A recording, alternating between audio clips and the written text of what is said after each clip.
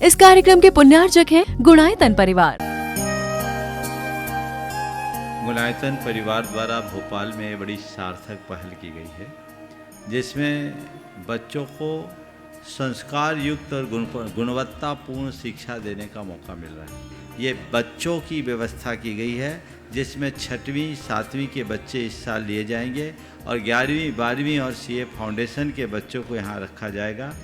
ये मेधावी छात्रों को प्रावीण्य के आधार पर उसे प्रविष्टि मिलेगी। पूरे देश भर से प्रविष्टियाँ आएगी। प्रत्येक कक्षा में मात्र 30-30 बच्चों का ही चयन होगा और चयनित बच्चे वे होंगे जो अपनी प्रतिभा के बल पर चुने जाएंगे और उनको एक प्रकार की स्कॉलरशिप दी जाएगी। ये छात्रवृत्ति के तहत पढ़ेंगे। गुणायतन के समाज कल्याण की दिशा में एक बहुत अच्छी पहल है और ये सार्थक पहल है। इसकी शुरुआत भोपाल से हो रही है। ये भोपाल वालों के लिए बहुत गौरव का विषय है। इसके लिए गुणायतन के साथ विद्यासागर इंस्टीट्यूट और सेज और एपीटी, इन तीनों को भी मैं बहुत बहुत आशीर्वाद देता हूँ।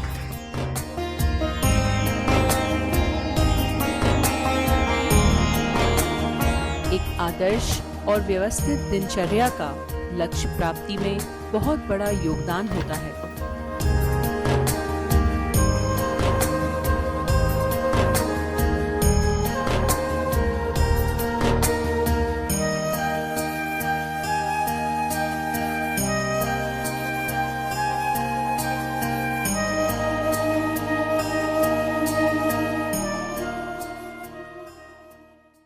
भगवान के मंदिर में 4 लोग अलग अलग क्रम से गए। पहला एक सेठ था जो भगवान से शिकायतें कर रहा था। हे भगवान, मैं तेरा इतना बड़ा भक्त, फिर भी तू मेरी सुनता क्यों नहीं?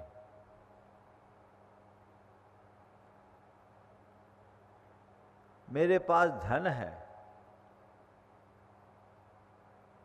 पर शोहरत नहीं, परिवार है पर शांति नहीं, शरीर है पर स्वास्थ्य नहीं, और संबंध है पर सामंजस्य नहीं। तू मुझे शांति क्यों नहीं देता? शोहरत क्यों नहीं देता? स्वास्थ्य क्यों नहीं देता? मेरे संबंधों को क्यों ठीक नहीं करता? मैं रोज रोज तेरे चरणों में आकर गुहार लगाता, तू मेरी सुनता क्यों नहीं है? अपनी शिकायतें भगवान के समक्ष रखते हुए वो वहां से चला। उसके जाते ही एक अंधा भिखारी वहां आया, अहोभाव से भरकर भगवान को धन्यवाद दे रहा था। हे प्रभु, बड़ा आभारी हूं तेरा, तूने मुझ पर कितनी कृपा की। किन शब्दों में आभार व्यक्त करूं? तुझे कोटि कोटि नमन बंदन आभार। धन्यवाद तो मैं दे नहीं सकता, पर श्रद्धा से भरकर नमन जरूर कर सकता हूं कि तूने मुझे कितने सबल पैर दिए, जिनके बल पर आज तेरे चरणों में आ जाता हूं। मैं तुझे भले न देख पाऊं, तेरी दृष्टि मुझ पर पड़ती है, मैं निहाल हो जाता हूं। उसके शब्दों में धन्यवाद था। तीसरा व्यक्ति गया। वह एक सामान्य गृहस्थ था। हे भगवान, मेरे रुके काम पूरे कर दो, मेरे संतान नहीं है उसे ठीक करा दो, मेरा स्वास्थ्य अनुकूल नहीं रहता उसे स्वस्थ बना दो, मेरे मुझे मुकदमे में विजय दिलवा दो। प्रभु, मेरे जितने भी रुके काम हैं उन सब कामों को पूरा करने में मदद कर दो। कृपा बरसा दो, तेरी कृपा से मेरा सब काम पूरा हो जाए। इसके शरों में फरियाद थी। एक चौथा व्यक्ति जो युवा साधक था, उसने प्रभु से विनती की कि हे प्रभु, तुम्हारे चरणों में कोटि कोटि नमन। बस मैं एक ही प्रार्थना लेकर तुम्हारे चरणों में आया हूं कि मुझे इतनी शक्ति दो कि मैं अपने जीवन के सब प्रकार की चुनौतियों का सामना कर सकूं, बड़े बड़े उतार चढ़ाव में स्थिरता रख सकूं, मेरे हृदय में संघर्ष करने की क्षमता हो और मैं अपनी क्षमता और स्थिरता को बना सकूं। मैं अपने कार्यों को आपकी प्रेरणा से अपने दम पर पूरी कर सकूं। जीवन की समस्याओं के आगे किसी के आगे हाथ जोड़ने की नौबत ना आए। चारों ने अपने अपने तरीके से प्रार्थना की। चारों भगवान के भक्त थे कथित रूप में, लेकिन चारों के परिणाम अलग अलग। पहले के मन में शिकायत, दूसरे के अंदर धन्यवाद, तीसरे के अंदर फरियाद और चौथे का मन फौलाद। आज इन्हीं चार बातों की चर्चा आपसे करूंगा। अपने जीवन में उतर कर देखो, चार प्रकार के लोग होते हैं।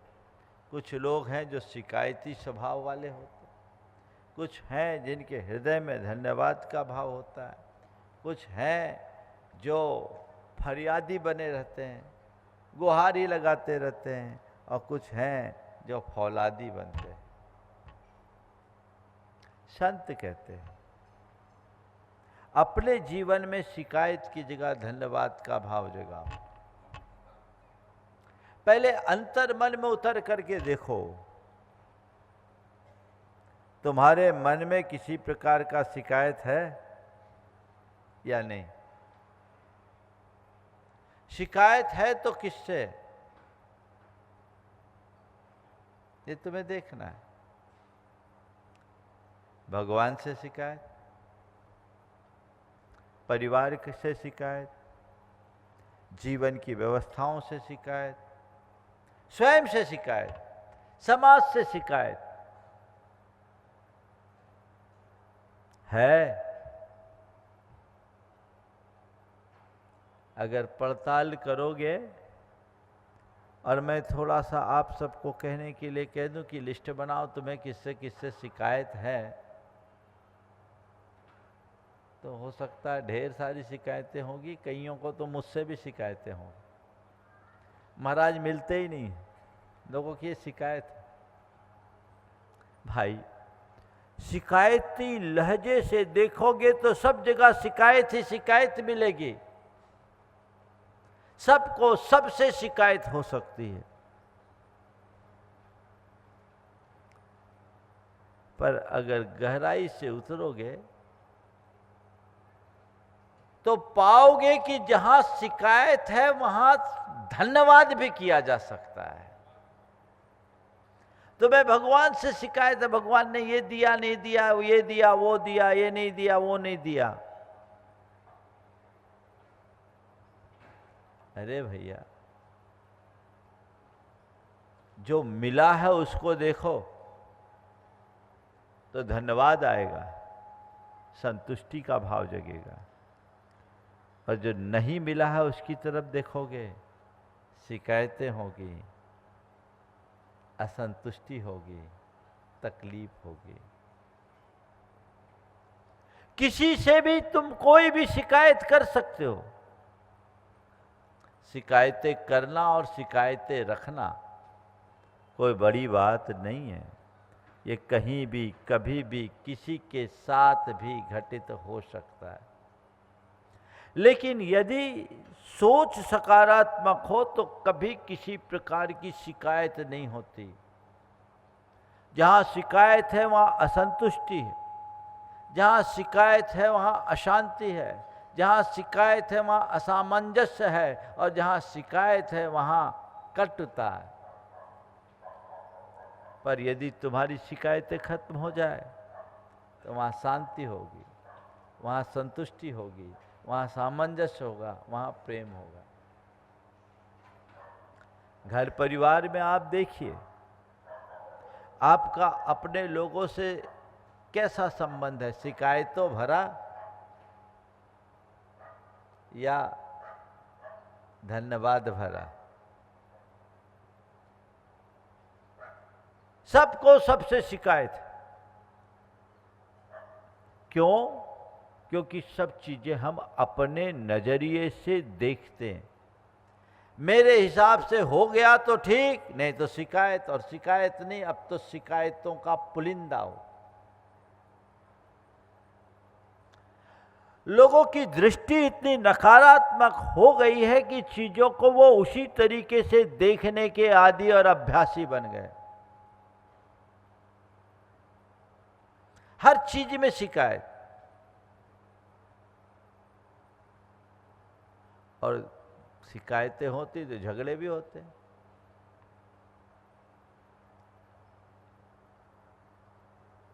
पति पत्नी को एक दूसरे से प्राय ज्यादा शिकायतें होती, चलता ही है, और इसी वजह से तनातनी भी होता है। अब एक को अपने पति से बड़ी शिकायत थी। शिकायत क्या थी? कि ये हमारी सुनते नहीं। शिकायत ये थी कि वो सुनते नहीं हैं और बहुत देर से घर आते हैं। मेरे पास आते रहता था, मैं मना भी करता था तो 10 साढ़े 10 के पहले जाता नहीं, और मेरे पास से जाने के बाद भी 1 घंटा नीचे रहता, आपस में बातचीत करता, 11:30 12 बजे के बाद घर जाता। तो एक दिन उसकी धर्मपत्नी ने मुझसे कहा, महाराज जी ये सुनते नहीं हैं और बहुत लेट से आते, समय नहीं देते, मैं क्या करूं? मैंने उनकी तरफ देखा, बोले क्या मामला? बोले महाराज इससे बहुत डर लगता है। डर लगता है? बोले डर किस बात का? खौफ किस बात का? बोले महाराज जाता हूं, सिवाय शिकायतों के और कुछ मिलता नहीं, तो कौन सुने? कोई अच्छी बात सुनाए तो सुनो। वो अपना पूरा पुराण खोल करके बैठ जाती है। मैं भी सोचता हूं अच्छा है जब वो सो जाए तभी मैं जाऊं, कम से कम जंजाल से तो बच जाऊं। ये कहानी बहुतों के साथ घटती है। तुमने मेरे साथ ये नहीं किया, वो नहीं किया, ये आरोप और शिकायत तो प्रकट कर देते हो, पर कभी ये देखने की कोशिश क्यों नहीं करते हो कि सामने वाले ने तुम्हारे लिए क्या क्या किया? उस व्यक्ति ने अपनी बात को आगे बढ़ाते हुए कहा, महाराज जी ने इस बात की शिकायत तो रहती है, मेरे से शिकायतें रहती है, लेकिन आज तक मैं इनके लिए अपनी जान छिड़कता हूँ, सर्वस्व अर्पित करता हूँ, किसी चीज़ के अभाव को ना होने देता हूँ, भावनाओं का ख्याल रखता हूँ, लेकिन आज तक इनने कभी मुझसे नहीं कहा कि आप मेरा बहुत ख्याल रखते हो। उस व्यक्ति का व्यक्तित्व भी बहुत अच्छा था, वो समाज में बड़ा लोकप्रिय था, बहुत समय देता था, उदार था, अपना धन भी देता था, दान भी देता था, और धर्म के कार्यों में भी आगे और धार्मिक क्रियाकलाप में भी जुड़ा था। सब उसकी प्रशंसा करते थे। पर बोला महाराज सारे समाज मेरी प्रशंसा करती, मैं अपने मुंह से क्या बोलूं? आप मुझे जानते हो अच्छे से, और वो हकीकत थी। मैं अपने मुंह से क्या बोलूं? पर मैं तरस गया हूं, आज तक इनके मुख से प्रशंसा के 2 शब्द नहीं मिले, शिकायतों का तो अंबार लगा रहता है। ये एक उदाहरण है। ऐसी कहानी बहुतों की है। जहां शिकायत होगी वहां दूरी बनेगी, वहां संबंध खत्म होंगे, वहां असंतुष्टि होगी, वहां अशांति होगी, वहां असामंजस्य होगा, प्रेम नहीं टिक सकता। और यदि प्रेम होगा तो शिकायतें खत्म हो जाएगी। फिर दृष्टिकोण ही बदल जाएगा। संत कहते हैं पारस्परिक संबंधों में शिकायतों को खत्म करना बंद करो, सब खत्म करना शुरू करो, शिकायतें मिटाओ। कोई मुझे से किसी से कोई शिकायत नहीं। और जो जीवन और जीवन की व्यवस्था को ठीक तरीके से समझ लेता है उसके मन में शिकायतें रहती नहीं। शिकायत किससे करे? ये संसार में जो कुछ है ये तो निमित्त नैमित्तिक संबंध है, एक संयोग है, मैं इसका करता नहीं हूं। जीवन की सच्चाई को समझने वाले व्यक्ति के हृदय में किंचित भी शिकायत नहीं रहती, किसी से शिकायत नहीं रहती, बल्कि वह कृतज्ञता, अहोभाव और धन्यवाद से जुड़ता है। भावना योग हमें यही मददगार बनता है कि अपने शिकायत को धन्यवाद में बदलना शुरू कर दो। एक अभ्यास करो, सामने वाले ने जो किया उसे सकारात्मकता से देखो, नकारात्मक दृष्टि से मत देखो, बदलाव आ जाएगा। एक बहन जी मेरे पास एक रोज आई, बहुत दुखी थी। बोले महाराज बहुत दुखी हूं, बहुत बुरा लगता है, मुझे लगता है मैं कहाँ फंस गई। बोले क्या मामला है? रो रही थी, क्या मामला है? बोले महाराज अब बर्दाश्त नहीं होता, मैं सबको देखती हूँ, मुझे बहुत तकलीफ होती है। सब जितनी भी मेरी सहेलियाँ हैं वो सब अपने अपने पतियों के साथ आती है, सब कार्यों में बढ़ चढ़ करके हिस्सा लेती है। पूरी समाज का ऐसा कोई घर नहीं जो आपसे नहीं जुड़ा, पर मेरे पति कभी नहीं आते महाराज, मेरे पति कभी नहीं आते। मैं इनसे इतना बोलती हूँ, सुनते ही नहीं, मुझे बहुत तकलीफ होती है, मुझे लगता है कि मैं किसके साथ फंस गई।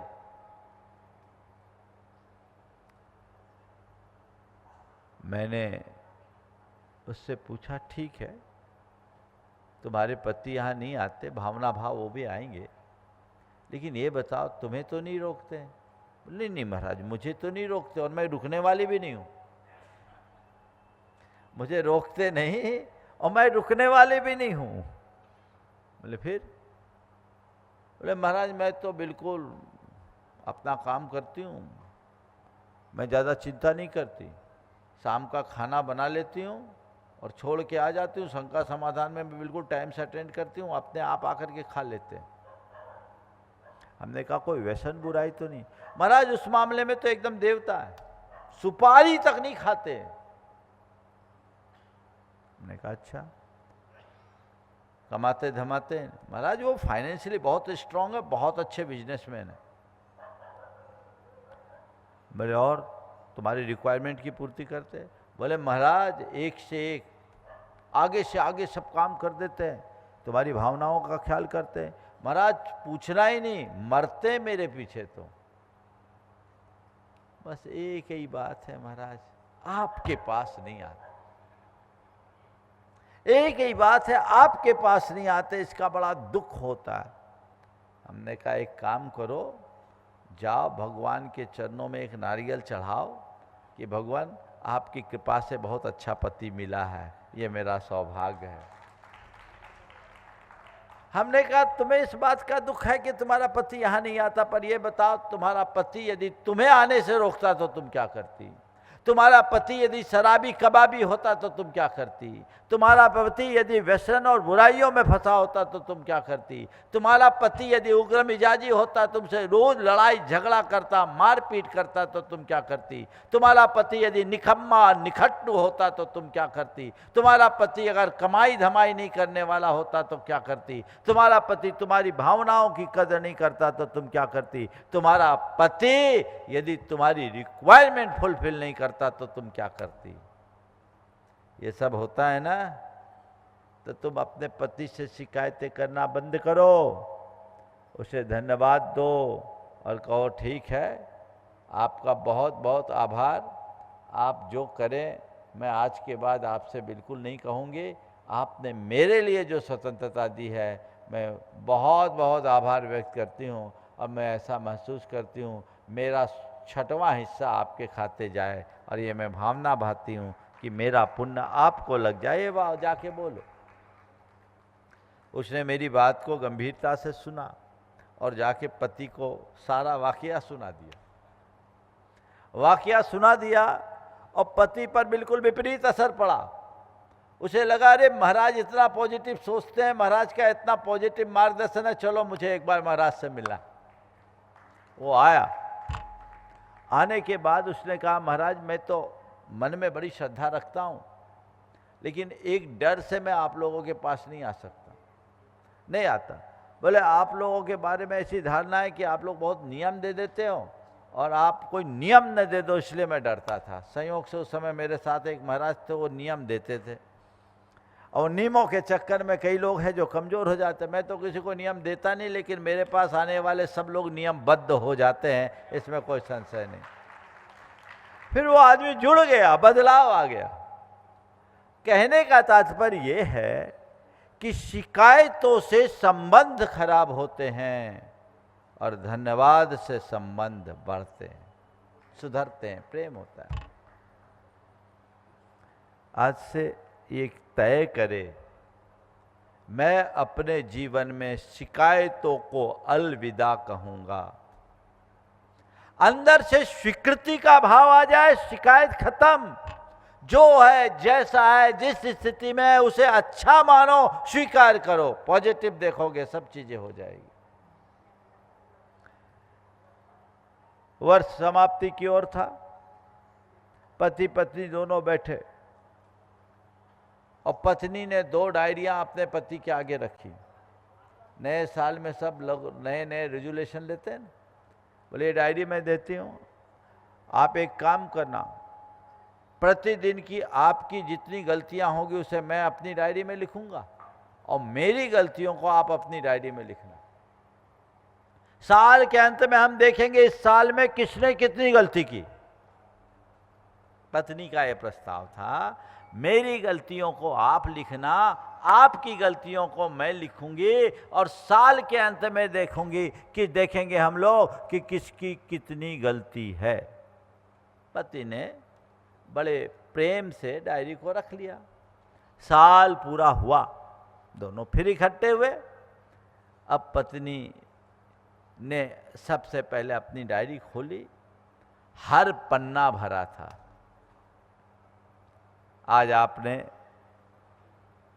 आज समय पर आप नहीं उठे, आज मुझे घुमाने नहीं ले गए, आज घर का सामान टाइम पर नहीं लाए, आज आपने समय ढंग से नहीं दिया, रोज कुछ ना कुछ जो आप लोग रोज भुगतते हो भर दिया। पति एक एक करके मुस्कुराते हुए हर पन्ने को पलटता गया, पढ़ता गया। डायरी पूरी हो गई। अब पत्नी ने आतुरता से पूछा, आप अपनी डायरी दो। पति ने प्यार से डायरी आगे बढ़ा दी। पत्नी डायरी खोली, पूरा पन्ना खाली। पहला पन्ना, दूसरा पन्ना, तीसरा पन्ना, चौथा पन्ना, हर पन्ना खाली। पत्नी बड़ी हड़बड़ी में एक एक करके पन्ना, ये तो पूरा कुछ लिखा ही नहीं। आखिरी पन्ने में 31 दिसंबर में आया, जिसमें एक वाक्य लिखा था कि तुम्हारे प्रति उमड़े प्रेम ने मुझे कोई गलतियां देखने ही नहीं दी, तो मैं क्या लिखूं। तुम्हारी प्रति उमड़े प्रेम ने मुझे कोई गलतियां देखने ही नहीं दी, तो मैं क्या लिखूं। पत्नी की आंखें खुल गई। उससे दोनों हाथ जोड़े और कहा, सॉरी, मुझसे बहुत बड़ी भूल हुई, और आपसे आज एक बहुत बड़ी नसीहत भी मिली। बस बदलाव इसी को कहते हैं। यदि सोच में थोड़ा सा परिवर्तन कर दे, जीवन में एक नई क्रांति आ सकती है। शिकायत को धन्यवाद में बदलने की आदत। सोच पॉजिटिव हो,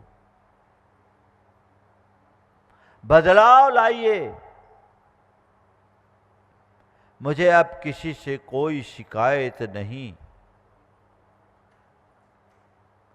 जितना बने धन्यवाद। थैंक्स गिविंग की आजकल एक पूरी की पूरी थेरेपी चलती, पद्धति चलती है, धन्यवाद देने का भाव। और ये हमारी संस्कृति है। भावना योग हमें ये बताता है, अपने हृदय को कृतज्ञता से भरो, आदत डालो।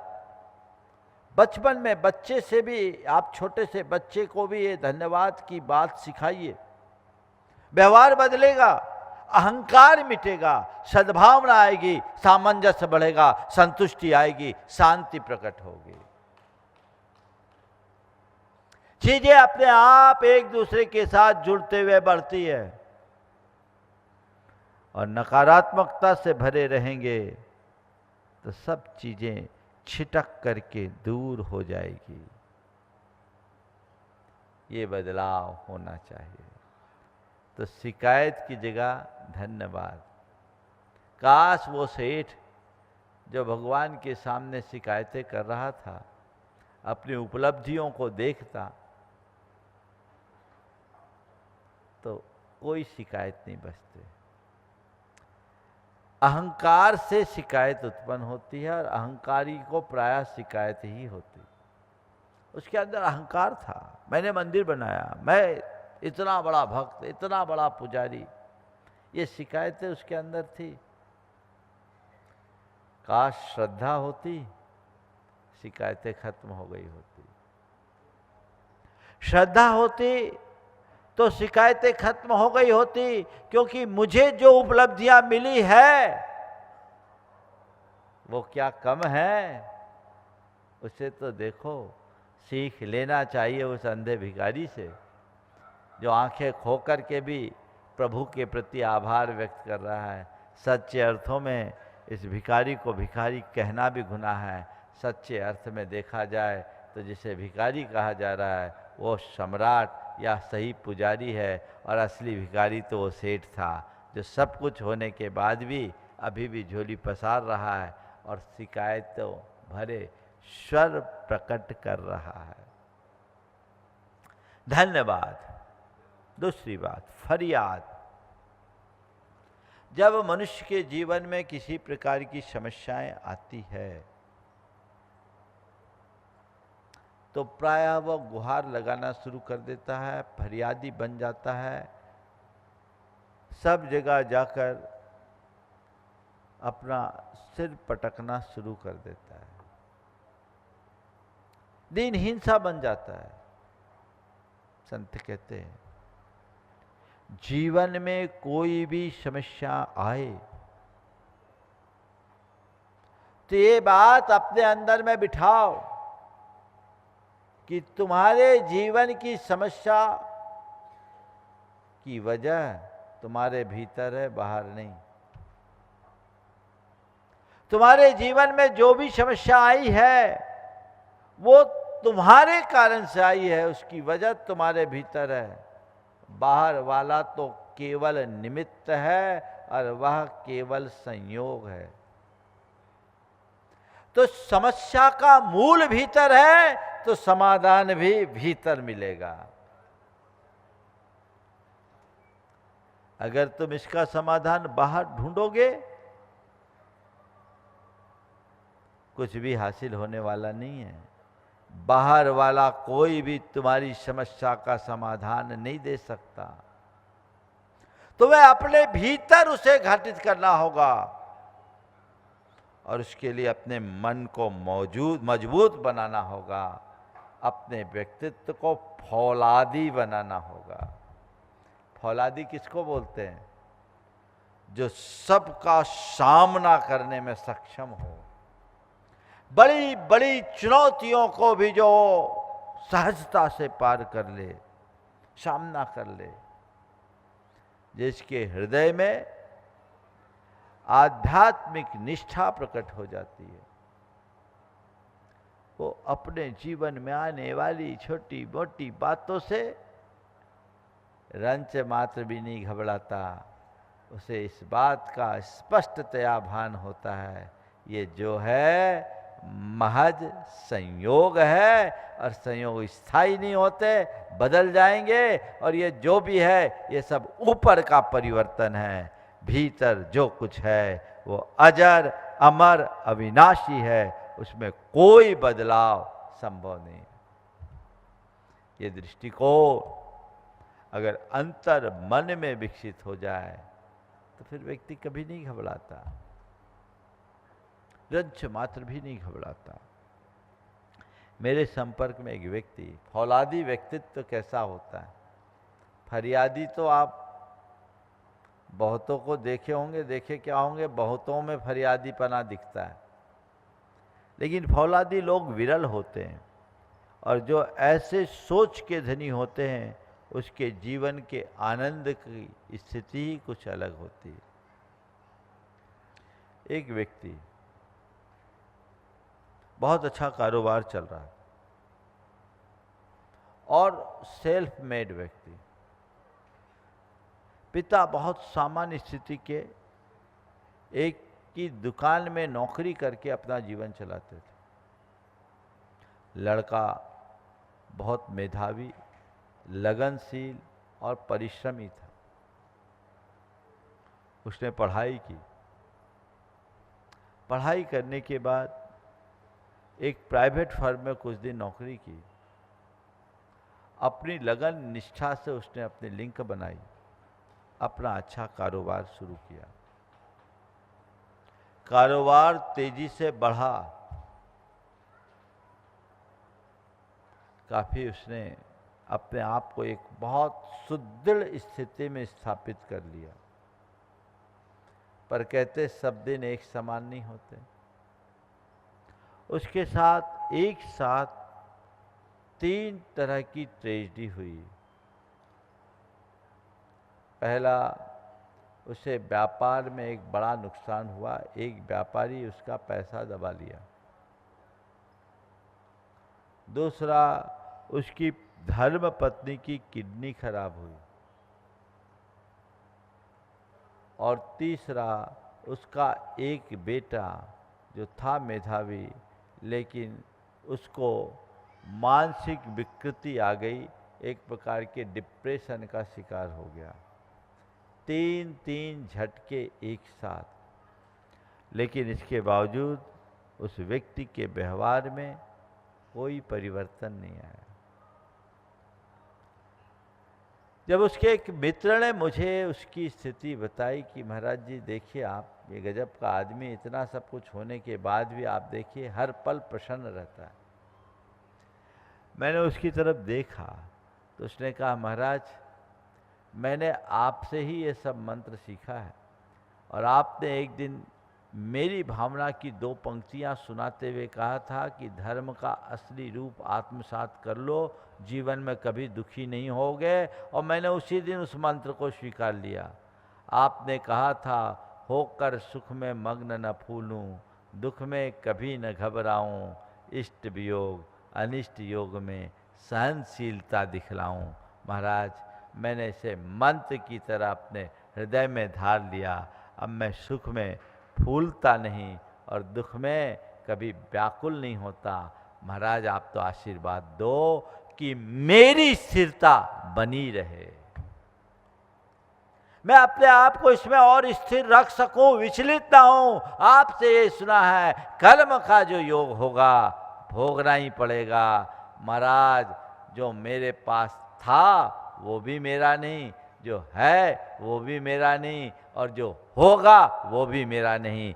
आने वाला भी मेरा नहीं, जाने वाला भी मेरा नहीं, पाया वो भी मेरा नहीं, खोया वो भी मेरा नहीं, बचा है वो भी मेरा नहीं। मेरा जो है न पाने योग्य है, न खोने योग्य है, न बचाने योग्य है, न मिटाने योग्य है। वो है शाश्वत आत्म तत्व। एगो में शाश्वतो आदा, नान दंसन लक्षणो, शेषा में बाहिरा भावा, सव्वे संजोग लक्षणा। इस सत्य को हृदय में अवधारित कर लो, असाधारण पराक्रम प्रकट हो जाएगा। यही तुम्हें बल देगा, यही तुम्हें मजबूती देगा, यही तुम्हें स्थिरता प्रदान करेगा और इसी से तुम शांति प्राप्त कर पाओगे। फौलादी बनिए, सोच को बदलिए, आध्यात्मिकता से ओत प्रोत हो करके चलिए। थोड़ी थोड़े देर में लोग विचलित हो जाते हैं, भगवान अब क्या करें, अब तो कोई रास्ता ही नहीं दिखता, सब कुछ मिट गया, सब लुट गया, अब मैं क्या करूं, कहाँ जाऊं। अरे भाई थोड़ा गहराई से तो विचार, जो मिटा है वो तेरा था कहाँ, जो लुटा है वो तेरा था कहाँ, और तेरे पास है क्या जो मिट जाए, तेरे पास है क्या जो लुट जाए। जो तेरा है वो मिटने जैसा नहीं है, जो तेरा है वो लुटने जैसा नहीं है, जो तेरा है वो पाने जैसा भी नहीं है। गुणायतन परिवार द्वारा भोपाल में बड़ी सार्थक पहल की गई है, जिसमें बच्चों को संस्कार युक्त और गुणवत्तापूर्ण शिक्षा देने का मौका मिल रहा है। ये बच्चों की व्यवस्था की गई है, जिसमें 6वीं 7वीं के बच्चे इस साल लिए जाएंगे और 11वीं 12वीं और सीए फाउंडेशन के बच्चों को यहाँ रखा जाएगा। ये मेधावी छात्रों को प्रावीण्य के आधार पर उसे प्रविष्टि मिलेगी। पूरे देश भर से प्रविष्टियाँ आएगी। प्रत्येक कक्षा में मात्र 30-30 बच्चों का ही चयन होगा और चयनित बच्चे वे होंगे जो अपनी प्रतिभा के बल पर चुने जाएंगे और उनको एक प्रकार की स्कॉलरशिप दी जाएगी। ये छात्रवृत्ति के तहत पढ़ेंगे। गुणायतन के समाज कल्याण की दिशा में एक बहुत अच्छी पहल है और ये सार्थक पहल है। इसकी शुरुआत भोपाल से हो रही है। ये भोपाल वालों के लिए बहुत गौरव का विषय है। इसके लिए गुणायतन के साथ विद्यासागर इंस्टीट्यूट और सेज और एपीटी, इन तीनों को भी मैं बहुत बहुत आशीर्वाद देता हूँ।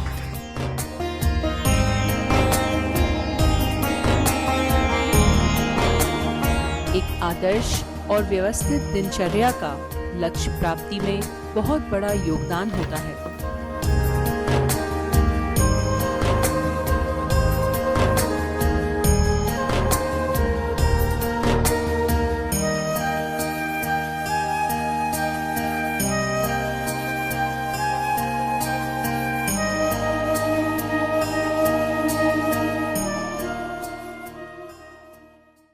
इस कार्यक्रम के पुण्यार्जक थे गुणायतन परिवार।